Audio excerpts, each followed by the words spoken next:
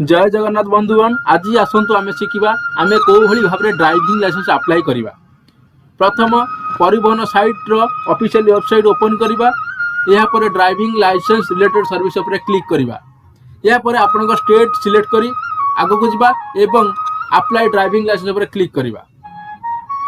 यापर आपण learning licence number, date of birth एवं तले दि जाइथिबा कैप्चा उपर फिलअप करी ओके बटन उपर क्लिक करवा।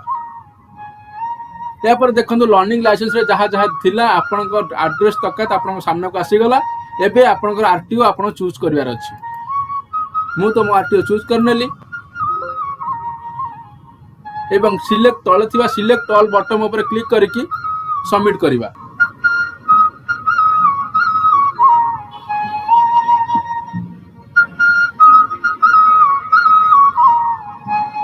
यापर मोर एप्लिकेशन नंबर टी रेडी हो जाइछि। देखो आपन एप्लिकेशन नंबर रेडी हो नेक्स्ट मारिबा। यापर आपन कोन करिबे ना पैसा डिपॉजिट करबा, फी डिपॉजिट करिवे। आपन फी डिपॉजिट करिया पई कि प्रोसीड करिवे, कैप्चा भरिवे, पे नाउ ऊपर क्लिक करिवे। आमे आपन को एई भली भाबरे विभिन्न प्रकार रो ऑनलाइन डिटेल्स सिखेइबो। आपन शिक्षा पई चाहुथिले आम चैनल को सब्सक्राइब करंतु। आमर लक्ष्य प्रत्येक लोक ऑनलाइन विषय में शिक्षित हुंतु। एवं यूपीआई माध्यम में क्लिक करी यूपीआई क्लिक करी प्रोसीड करुच्ची एवं कैप्चा भरुच्ची। कैप्चा भरी अपन प्रोसीड टू पेमेंट को जिबे।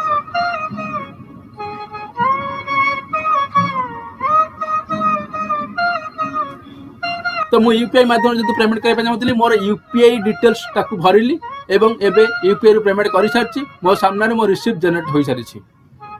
यापर मु स्लॉट बुक करी।